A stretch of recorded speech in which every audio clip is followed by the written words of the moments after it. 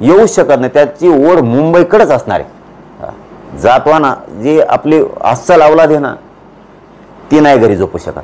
ती जरी इथं राहिली तरी ते म्हणणारे चल बाबा मी मागून मुंबईला जातोच, उद्या लेकरं बाळ शापशिवाय देते. नाही झोपू शकत. जातवान अस्सल अवलाद मराठ्याची, खानदानी रक्त घरात मी मुंबईला गेल्यावर नाही झोपू शकत. इतकं गार, इतका अन्याय सहन करणारं रक्त मराठ्यात नाही खेळत. लोकशाहीच्या मार्गानेच जायचं, पण मुंबईत मी तुम्हाला खात्रीने सांगतो ओरिजिनल अस्सल अवलाद मराठ्याची नाही घरात झोपू शकत. गावात फिरूच शकत नाही ती. सगळे पोरण माणसं मुंबईकडे निघाले, तू घरात झोपतो म्हणजे समाजावर संकट आणायला लागला तू घरात झोपून. त्याच्यामुळे एकही मराठ्याला असं वाटणार नाही की संकट जातीवर यावं आणि माझ्यामुळं यावं म्हणून मराठा समाज घरात झोपत नसतो, शेतातही जात नसतो, कुणी नोकऱ्याला जात नसतात. 29 ऑगस्टला करोडो मराठी तुम्हाला मुंबईत दिसत असते. भले ते आम्हाला तिथं आशीर्वाद देऊन वापस येतील, पण खानदानी मराठा जो मिशेवर ताव देतो, कॉलर टाईट करतो ना, जातवान क्षत्रियाची अवलाद घरात झोपूच शकत नाही. आणि जी झोपण ती क्षत्रियाची अवलादच नाहीये. सरकारमध्ये म्हणजे 288 आमदार आहेत. त्या 288 पैकी 60 ते 70% आमदार मराठा समाजाचे आहेत. त्यांना त्यांचं रक्त सळसळत नाही सगळं बघताना? काय असतं, मला जी माहिती मिळाली ती इथून मागं मी त्यांना झापीत होतो, झोडीत होतो. त्यांची मजबुरी, त्यांनाही वाटतंय आरक्षण मिळालं पाहिजे. ह्या लढ्यात 100% ते समाजाच्या पाठीमागे आहे. 27 ऑगस्टला जे आम्ही निघतोय 100% पाठीमागे आहे. कारण ते काय, ते म्हणते ते कामं घेतले, ते कामं गुतीत आहे, बिलं अडकीत आहे, लय त्रास देत आहे. आम्हाला वाटतंय ना लेकरा बाळाची शापशिवा कशाला खावा समाजाच्या लेकरा. म्हणजे ओबीसीचं काय असलं की ते सगळेजण येतात त्यांच्या लेकरा बाळाचं. मग आपल्या जातीच्या लेकरा बाळाचा प्रश्न आहे ना. मग आम्हाला लोक नाव ठेवालेत ना की जायला तू मराठीचा अवलादीचा पोटचा असून सुद्धा तू इथं काय करतो रे. ते सगळे एक येतात, तुम्हाला रोग आले की आले एकत्र. ह्या शापशिवाय खावायला लागतात. लेकरा बाळा सुद्धा घरी नाव ठेवतात, पप्पा मम्मी तुम्ही घरी काय करतात.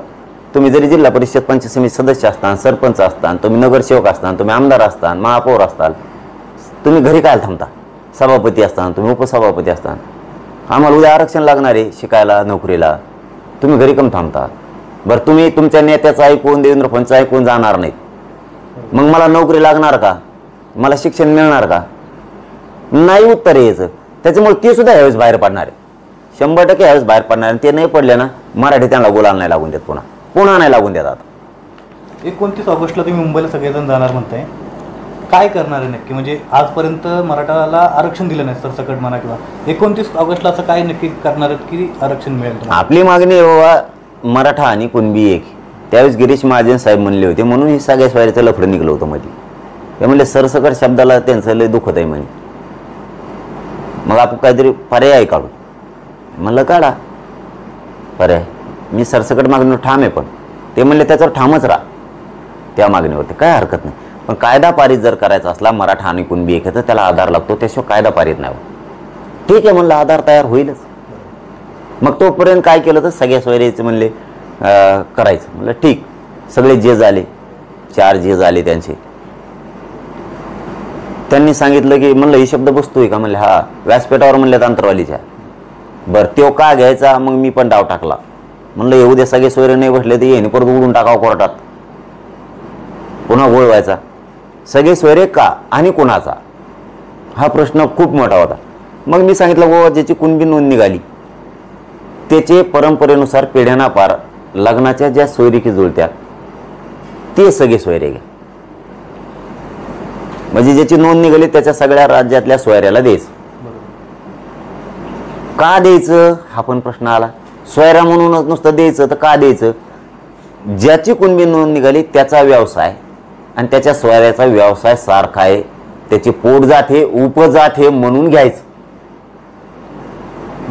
त्याची पोटजात हे उपजात हे म्हणून घ्यायचं आणि ती घेता येते. पोटजात उपजात म्हणून सोयरे ज्याची कुणबी नोंद निघाली त्याचे सोयरे पोटजात उपजात तत्सम म्हणून घेता येत. हे कायद्याला मान्य नाही, कारण बाकीचे घेतले, बाकीचे सोयरेच घेतलेत ना.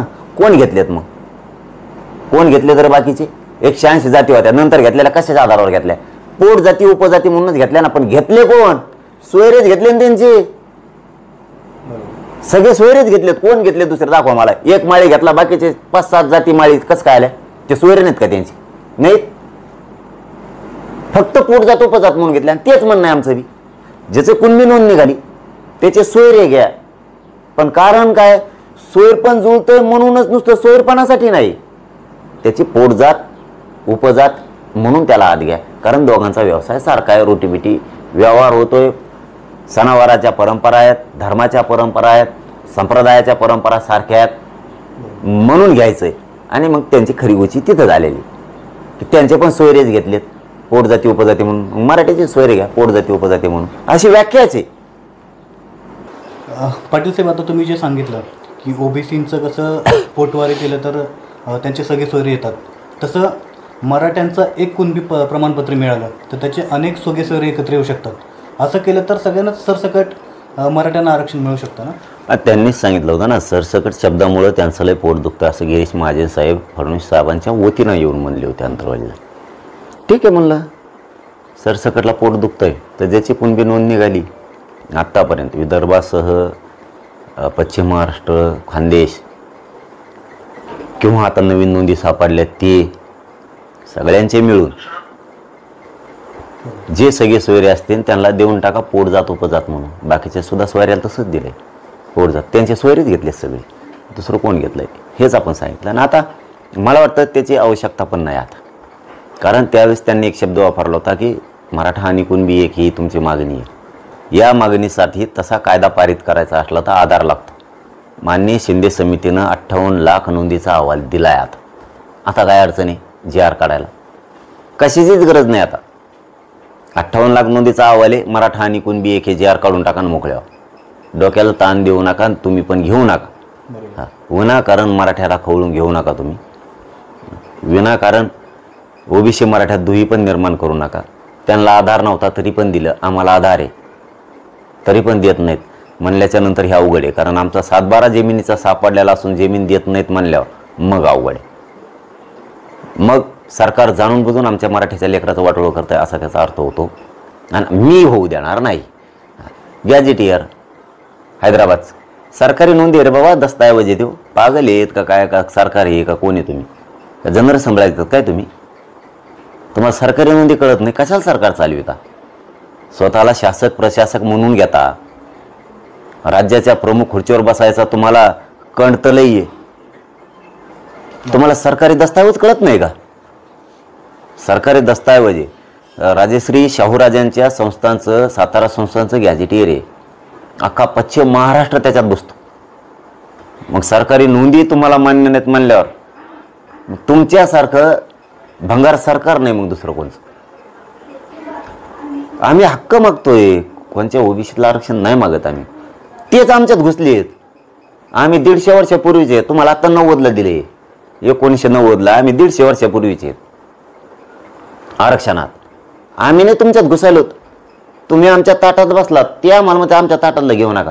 अरे तुम्ही आमचं ताट खाता ताटातच झोपलाय परत तू. आमच्यात घुसलाय तुम्ही, बघा शोधून दाखवा बरं तुमची एखादीच नोंद.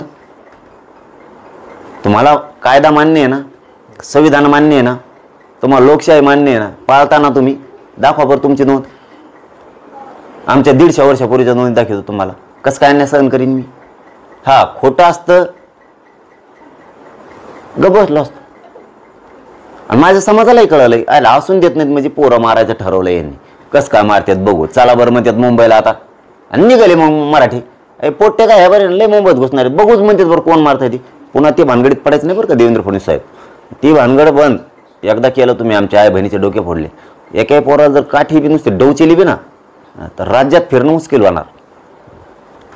ती त्या भानगडीत पडू नका. बघूच आता काय होईल ना. यायलो आम्ही मुंबईला 29ला, बघू कोण अडवितंय, काय काय करतंय, कसं करतंय. आमचं बी लोकशाहीचं हत्यार काय असतं, शस्त्र काय असतं तुम्हाला कळत नाही. त्यांनी पण त्यांची फौज तयार केली की करू द्या ना.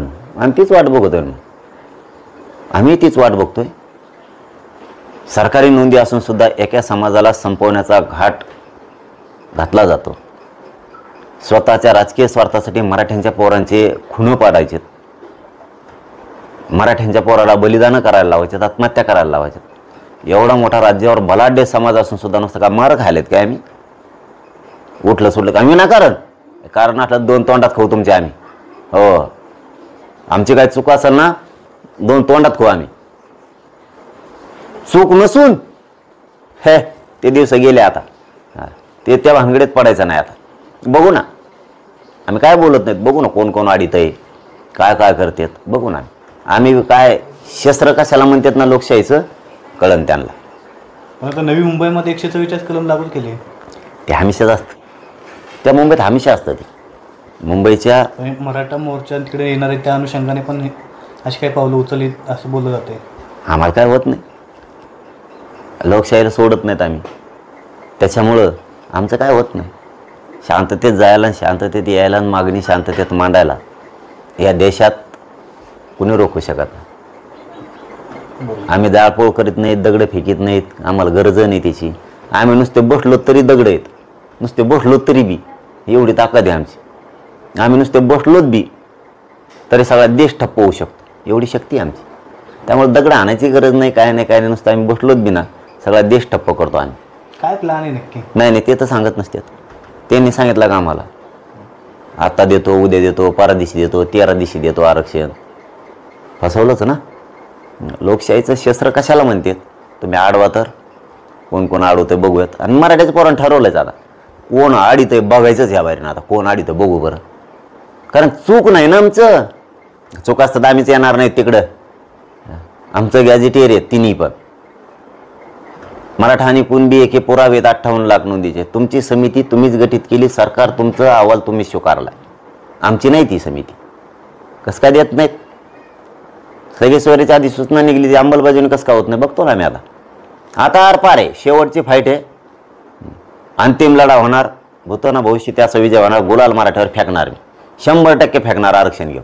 कसं काय होत नाही बघू. लय गाड्या लावल्यात पोट्टेनी, पोट्टे मग असे तराला एखादं मग खुन्नच दिली ना आम्हाला, मराठ्याचे पोट्टे लय कलाकार. मग त्यांनी मग अशा गाड्या लावल्यात, होऊ दे म्हणते ती एकदा जीव व्हायचं ते. आता एक अवपायली 1 1 2 2 3 3 4 4 गाड्या असायच्या.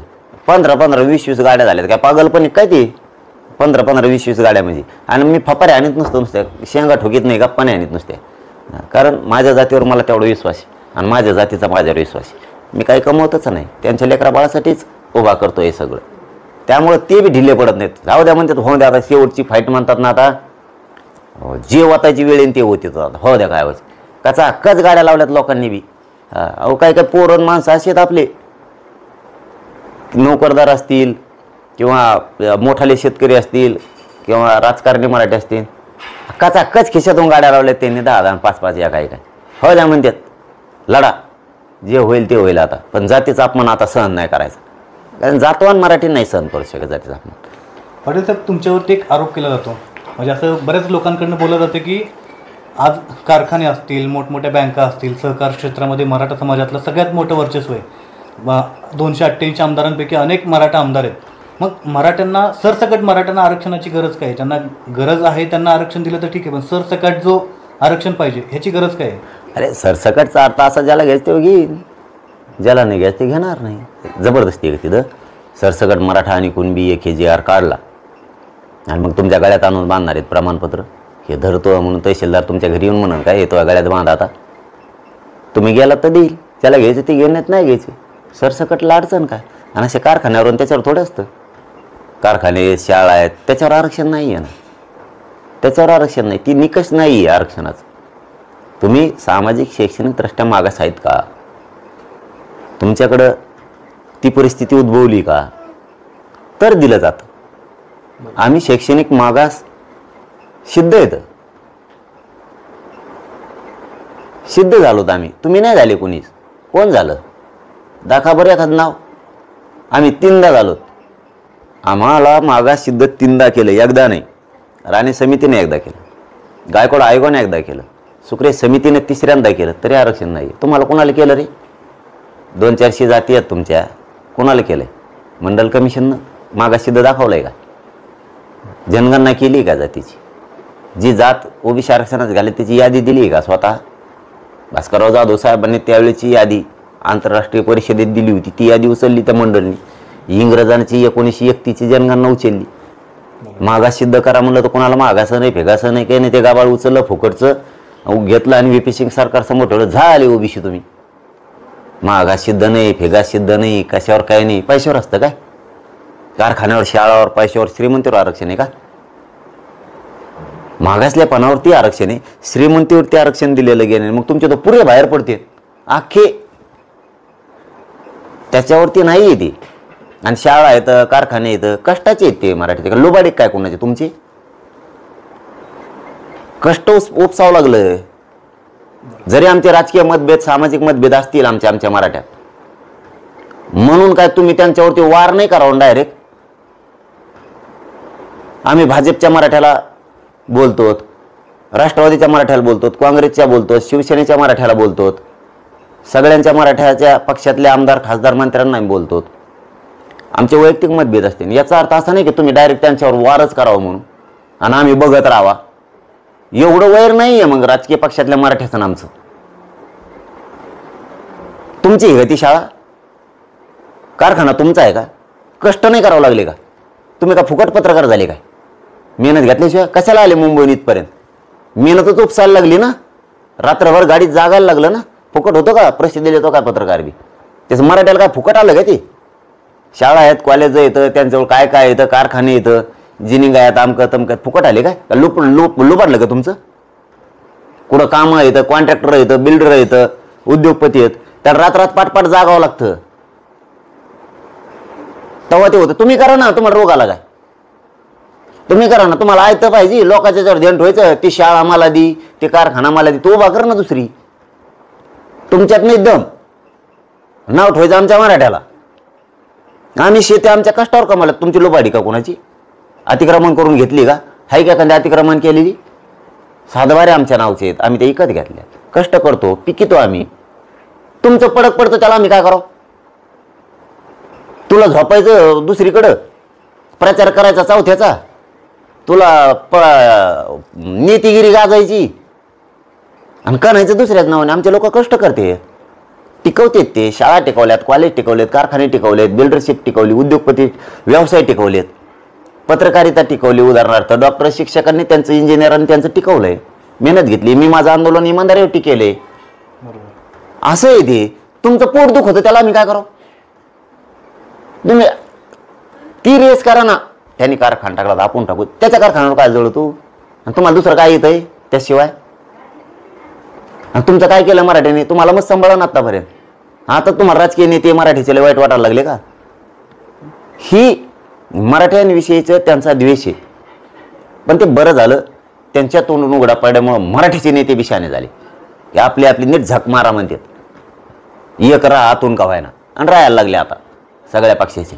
माझं तर त्यांना आव्हान आहे आपल्या चॅनलच्या माध्यमातून, मराठ्याच्या सगळ्या पक्षातल्या नेत्यांना.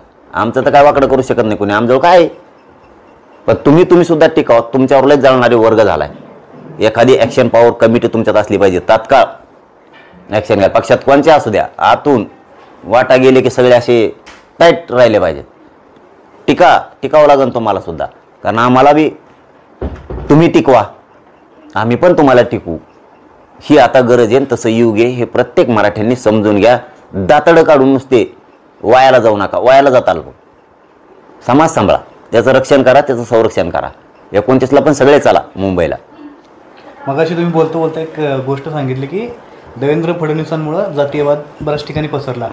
पण जे आता ओबीसी समाजाचे प्रचार करतात वगैरे, त्यांचं हे घेऊन चालले, ते त्यांनी बऱ्याच वेळा बोलून दाखवलंय की खरा मराठवाड्यामध्ये जातीयवाद तुमच्यामुळे पसरला.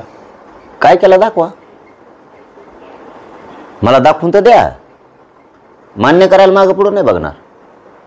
कारण क्षेत्रीय मराठ्याला एक वेगळे संस्कार आहेत. ते जे खरं आहे ते बोलतो. केलं म्हणलं तर केलं म्हणणार, केलं म्हणलं की केलं म्हणून लपून नाही ठेवणार. कुठं केला आरक्षण मागणं? जातीवाद समजता तुम्ही? मग तुम्ही घेतलं 90ला, मग जातीवादीच तुम्ही बी आधी, माया आधी तुम्ही. मग मी मराठ्यांना आरक्षण मागतोय 2023 मध्ये. तुम्हाला आरक्षण दिलंय 90-89 मध्ये. आरक्षण मागणारा जर जातीवादी आहे तर तुम्ही माया आधीचे जातीवादी. मग आहे बुवा. मी कोणाला बोललो? देवेंद्र फडणवीसला काय बोललो मी?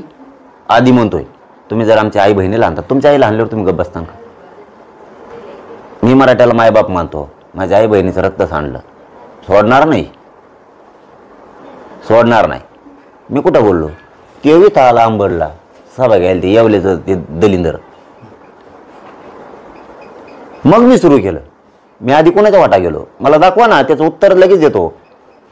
मी तेच धंदे नाही करीत. लोकशाही मार्गाने शांततेत अंतरवलीत बसलो. तुम्ही दोपटला आम्हाला. तुमच्या बंदुकी मोडल्या, दांडे मोडले, तर तुम्ही दस्तीने आणला आम्हाला.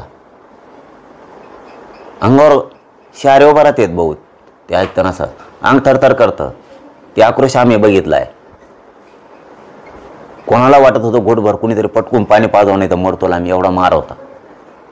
आमच्या आईंचे हे हाल. तुझ्या घरातली आई आहे ना आमच्या घरातली आई नाही काय? आमची फाटक्या कपड्यात असन, तो 50,000 लाखाची साडी घालीत असन म्हणून तुपली आई काय? आणि आमची फाटक्या कपड्यातला आई म्हणून आमची आई नाही काय?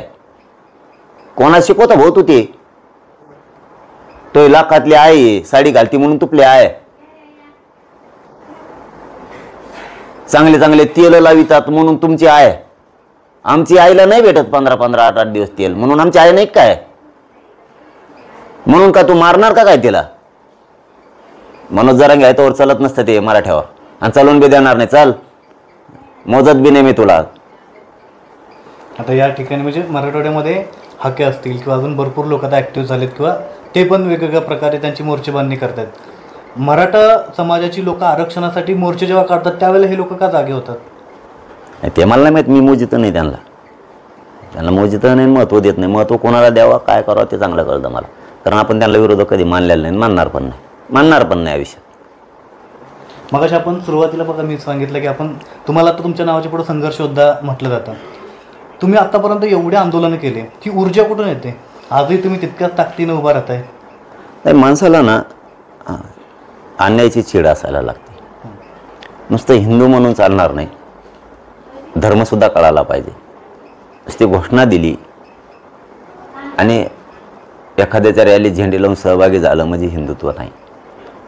आपण आपल्याला धर्माचा किती स्वाभिमान आहे, गर्व आहे, हेही कळालं पाहिजे. आपल्याला वारकरी संप्रदायाचे किती विचार आपण रुजून घेतलेत हेही कळायला पाहिजे.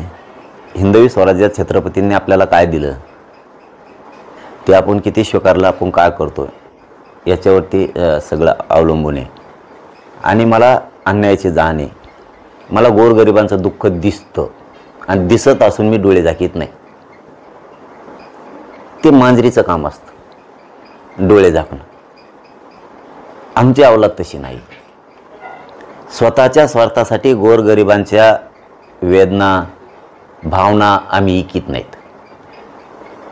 त्यांच्या भावना, त्यांना किती अडचणी येतात, त्यांना किती त्रास, त्यांना किती उसळ तोडावं लागतात, किती हमाली करावं लागते, किती कष्ट चिखलात पाण्यात उभा राहून इजा लावा. त्यात अंधारे, रात्र आहे, साप आहे, इचू काटा आहे, जनावरं आहेत, वाघ आहे, लांडगा आहे, सगळ्यांना सामोरं जायचं आहे. लाईट हे, करंट लागतो, कुठं काय होतं आहे, पुरात बुडत येत काय होतं आहे.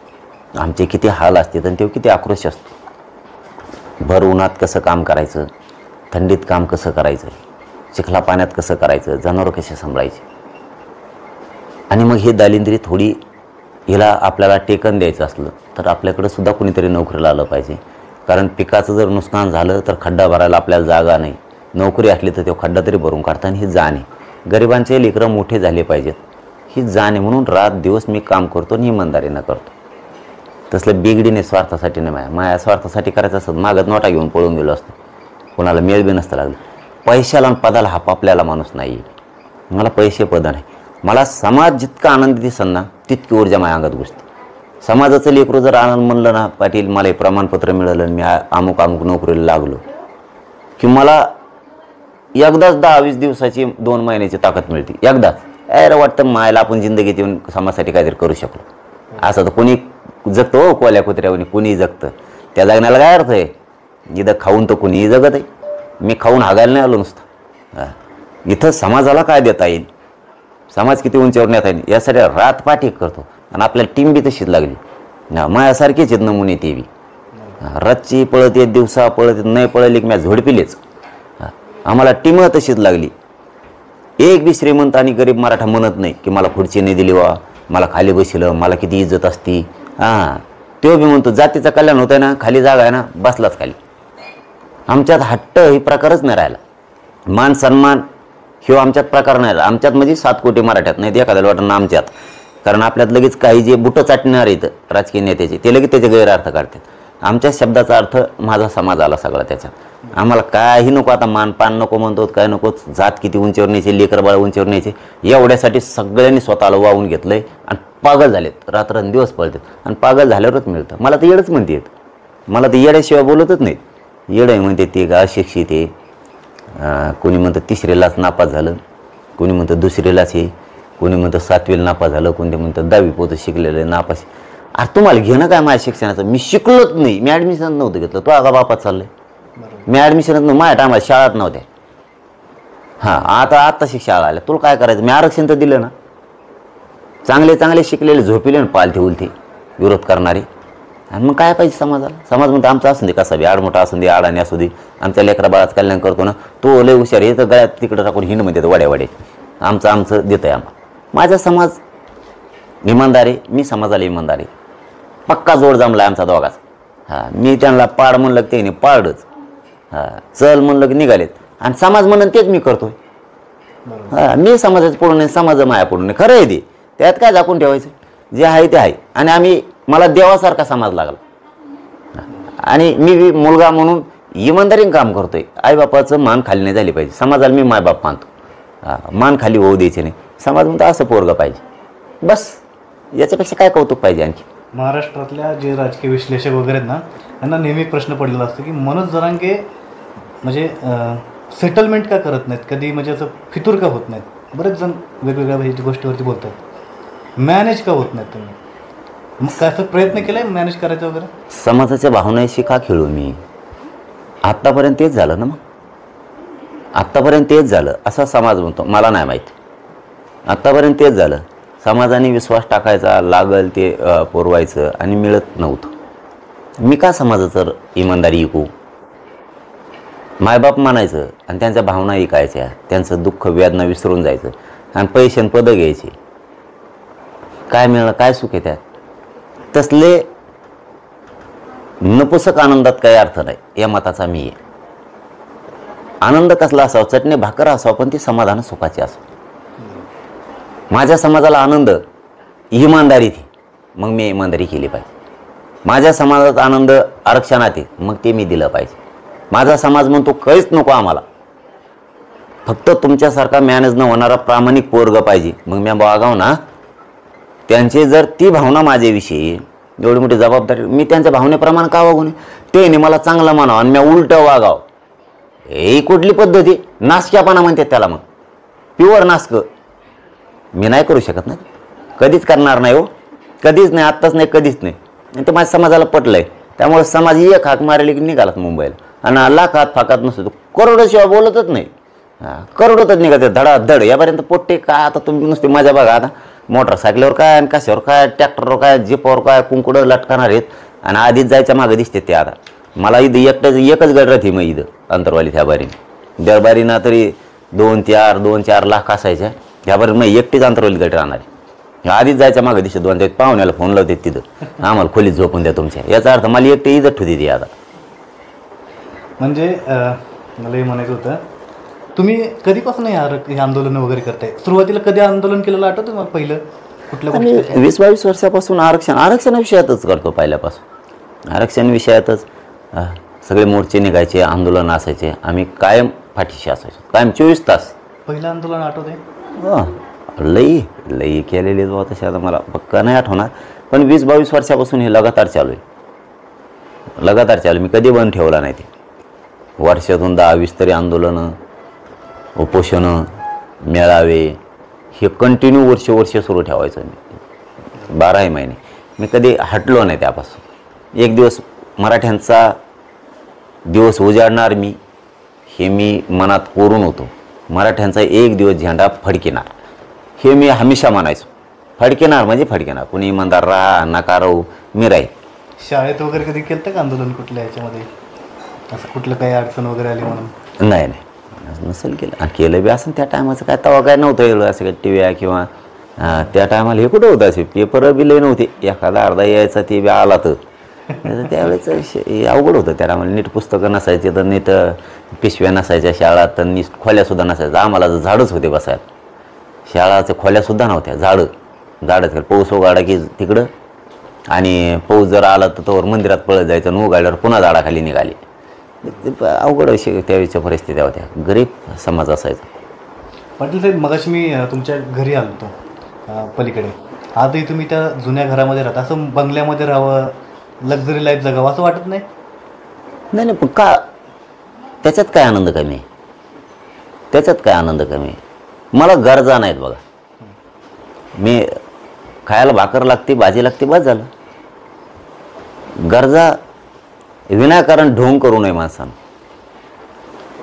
अमुक करा, तमुक करा, तमुक करा, आयुष्य आरामात जगा. समाजाला बरबाद करून टाकू मग आपण. पैसे खायची सवय लागून जाईल, आणि एकदा पैसे खायची सवय लागली तर माणूस समाजाला तेव्हाच विसरतो स्वतःच्या आयुष्य आरामापुढं.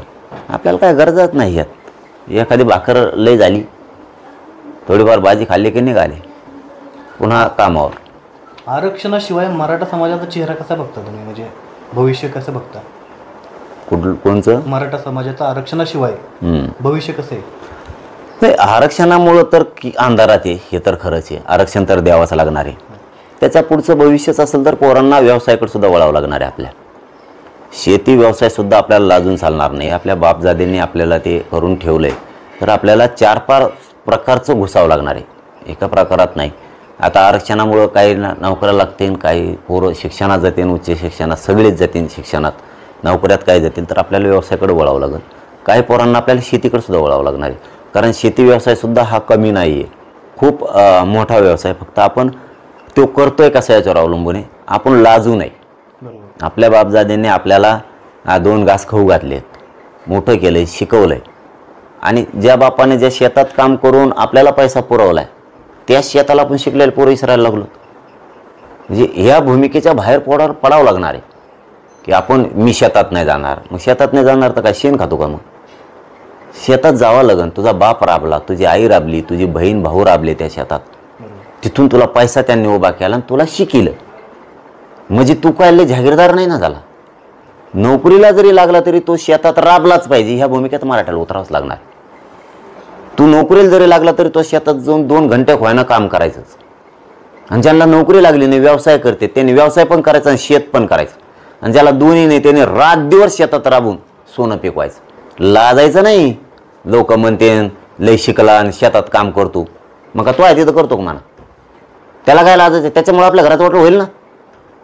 ते भंगार 2-4 जण जमत येतं आणि ते म्हणजे तू लय शिकला, शेतात काम करतो का? आता मग शेतात न काम करतो का, वड्यात करतो का? कामच करावं लागेल. तिथं समजला तू जर बाजू सरकला झालं, तो वाटलं केलं, वाटलं तिने 2 शब्दावर 2 शब्द वापरले तिने, तू लय शिकला शेतात काम करतो का? ह्या 2 शब्दासाठी काय संपितो का तुला स्वतःला बी, तो घर बी सगळं? त्यामुळे शेतात काम करायला ढिलं पडायचं नाही पोरांना, लाजायचंच नाही. कणाकण शेतात मी बी काम करतो, कणाकण काम करायचं. काय असं ना, डॉक्टर की करा, मास्तर की करा, वकील की करा, तुम्ही इंजिनियर व्हा, पोलीस व्हा, महसूलमध्ये जा, तुम्ही काय जे व्हायचं ते व्हा, पत्रकार व्हा, हॉटेलवाला व्हा, टपरीवाला व्हा, शेतात बी कामाला निघायचं लगेच. लाज बाप जाते चार, आपली शान आहे ती, प्रॉपर्टी आपली ती. बरोबर. मग अशी एक प्रश्न राहिला माझा, आतापर्यंत तुम्ही एवढी आंदोलनं वगैरे केली, असं कुठलं आंदोलन आठवतंय करताना कधी असं भीती वाटली वगैरे तुम्हाला? हे भीतीचा काय संबंध आहे? खोटं असल्यावर भीती असते.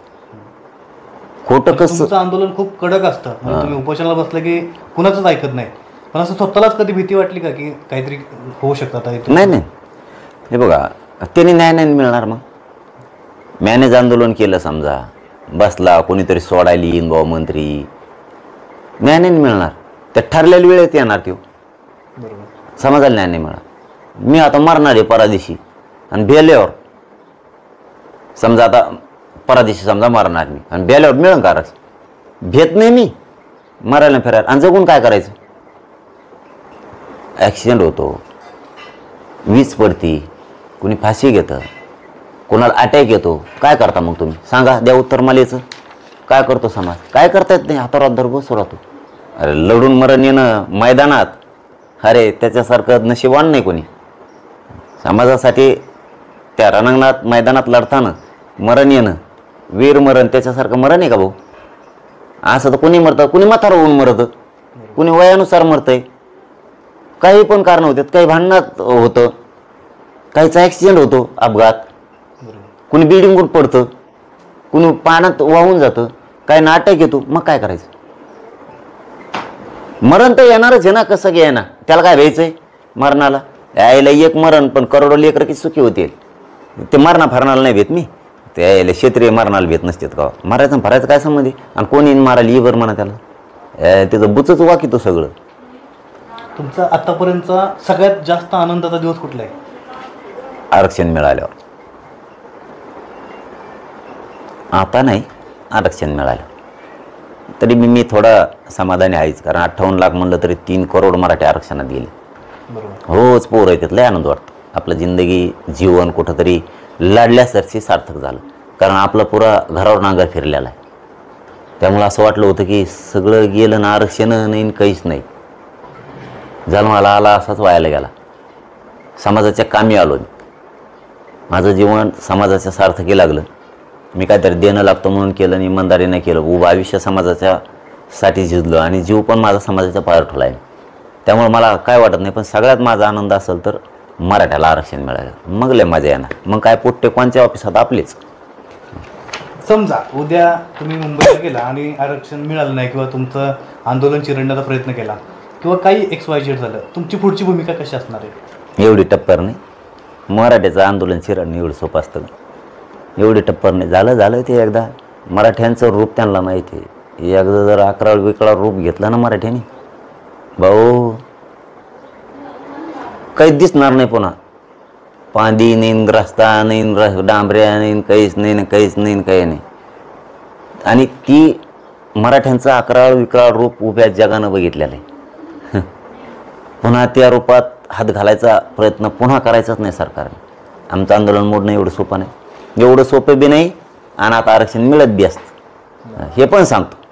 ठासून ते बी आरक्षणच मिळत असतं. जर तर नाही, फिर तर नाही. जर देणार का नाही देणार, देणारच. आणि ते कसा देणार नाही ते वागणारच आम्ही बी. तुम्ही आजपर्यंत अनेक आंदोलने केली, तुमच्या शरीरावरती म्हणा किंवा आरोग्यावरती काय परिणाम झाला आहे आतापर्यंत? काहीच नाही राहिलं मग आता. कार्यक्रमच झालाय सगळं. काय राहिलं? काय दिसतंय तुम्हाला? काय उपोषण आहे, काहीच नाही राहिलं. आणि मी काय विचार नाही करत त्याचा. मला गुलाल टाकण्यात आनंद आहे समाजावर आता, आणि त्याच्यासाठी मी पूर्ण माझं ध्येय स्टेट केलेलं आहे. मुंबई आहे ना, आरक्षण विषय खलास आणि संपवणाराच विषय. शेवटची फाईट आहे, म्हणून शेवट फाईटला मराठी पण निघाली. कारण विजय होत असताना जर तुम्ही मागं राहिले तर माणसं हरत असते. घरात बसून सोशल मीडियावर टीव्हीवर मराठ्यांनी बघायचं नाही. आम्ही तुम्हाला रोज बघत होतो. काय बघत होता घरातून? इथं प्रत्यक्ष माणसाची आता गरज आहे. प्रत्यक्ष माणूस मुंबईत दिसला पाहिजे तर आरक्षण मिळतंय, नाही तर मग मिळत नाही. मग समाज हाताने मागं नसते राहायचं. विजय होणारे माहीत असल्यावर जास्त ताकदीनं जायचं, म्हणजे आणखीन पटकून होतो. झाल्यावर मग नाचायला यायचं, त्याला काय अर्थ नाही. विजय होणार हे माहीत जरी झालं तरी जायचं, आणि विजय होणार नाही हे माहीत झालं तरी जायचं. त्यावेळेस विजय मिळत असतो. घरात बसून नको. आम्ही यायला टाईम नव्हता, सोशल मीडियावर मोबाईलवर बघत होतो, यूट्यूबला बघत होतो, टी व्हीला बघत होतो. आम्ही नाही येऊ शकलो, पण आमचं इथं ध्यान आहे तुमच्यावर. घरातून काय ध्यान होतं आमच्या? प्रत्येक मराठ्याला मुंबईला यायचं यावेळेस, मोबाईलमध्ये न बघता. तुम्ही आतापर्यंत जो काही संघर्ष केला, असा एक कुठला व्यक्ती आहे का की ज्याने संघर्षाच्या काळामध्ये भरपूर मदत केली किंवा असं एक अजून पण आठवण येते? नाही, सगळेच. मला कोणीच त्या काळात असो किंवा आत्ताच्या ह्या काळात असो एकाही समाजानं उघडं पडू दिलं नाही. एकही समाज आपल्या विरोधात बोलला नाही, एक पण नाही समाजात. 4-2 जण असतेच, मग आता ते सगळ्यातच असते. तर शेवटी काय असतं, त्यांना समाजापेक्षा, समाजाच्या लेकरापेक्षा, जातीच्या स्वाभिमानापेक्षा, जातीच्या गर्वापेक्षा, स्वतःच्या लेकरा बाळापेक्षा त्यांना नेत्याच्या बुटाला लागलेला गुचाटायलाच मजा लागते. त्याला कोणी काय करू शकत? काही जण असते तर त्याला त्याचीच चव चांगली लागते. काय असते त्याला काय सोडून द्यायचे, कारण काही असते तर हागंदारी लागतात, त्याला नाही इलाज. तुम्ही आंदोलन करते झालं नसतं तर नक्की काय झालं असतं? म्हणजे जॉब केला असता, शेती केली असती? आंदोलन करताच झालं असतं मी. पुढं गेलो असतं तरी तेच झालं असतं, पुढं गेल्यावर तेच दिसलं असतं. समाजाचं वाटलं कशामुळे होतं की घुसलाच. एक रॅपिड फायर आहे, एक शब्दामध्ये फक्त उत्तर आहे. महाराष्ट्रातला कुठला नेता आवडतो? कोणचाच नाही. आणि मराठा समाजाला तुम्ही एका शब्दामध्ये कसं वर्णन कराल? म्हणजे कठोर आहे, निष्ठर आहे, प्रामाणिक आहे, म्हणजे काय कसं? समाजाला शब्दच नाही बाबा. समाजाला शब्दच नाही आहे की इतका मायाळू समाज, एकता ताकदीनं एकजुटीनं उभा राहणारा समाज, एवढ्या मोठ्या बलाढ्य सागरासारख्या या जनसागराला, या मराठ्याला शब्दच नाही आहेत. कारण लढायला एकदा उतारला मागं सरकत नाही. शब्द दिला तर पुन्हा उघडं पडू देत, पुरी लढाई जिंकूच. अशी जात होणे नाही जगाच्या पाठीवर. लई गर्व आहे मला माझ्या जातीचा, खूप स्वाभिमान आहे मला. अशी जात होणे नाही. मी या जातीत जन्मालो, मी माझं भाग्य समजतो. अशी जात होणे लई कट्टर, भेटच नाही लढायला. उगा मी गप्प बसा म्हणतो म्हणून गप्पे. त्यामुळं एवढ्या एका शब्दाला या जातीच्या याला एक शब्द नाहीच. एका शब्दामध्ये शक्यच नाही, शक्यच नाही. विश्वावर ध्वज फडकेला आहे या जातीने, त्याला एका शब्दात कसं बांधायचं? अशी कुठली व्यक्ती जिच्यातून, ज्या व्यक्तीकडून जास्त प्रेरणा मिळते या सगळ्या गोष्टी करण्यासाठी? छत्रपती शिवराय. त्या राजांकडून, व्यक्ती नाही म्हणता येणार, त्या राजांकडून प्रेरणा पुऱ्या जगालाच मिळाली. राजकारण की समाजकारण? समाजकारण. भविष्यामध्ये राजकारणात जाणार? भविष्यात कोणाला सांगतं ते? जगलो का, मरत होत का, जगत होत कोणाला माहीत. उपोषण करू फेस पाडाय. तुमचं स्वप्न काय आयुष्यामध्ये? एखादं कुठलं स्वप्न आहे की अजूनपर्यंत ते पूर्ण नाही झालं? नाही, स्वप्न काय नाही. हेच समाज उंचीवरती कसा जाईल सगळ्या क्षेत्रात. समाज समाधानी, एकजूट, एक जीवाचा होऊन तो मोठा कसा होईल, त्याची प्रतिष्ठा पहिलीच लई आहे. आणखीन त्याला 4 चांद कसे लागतील हे स्वप्न बघतो. पाटलांना खायला काय आवडतं? म्हणजे एखादा पदार्थ? काही खातो मी, काही खातो मी.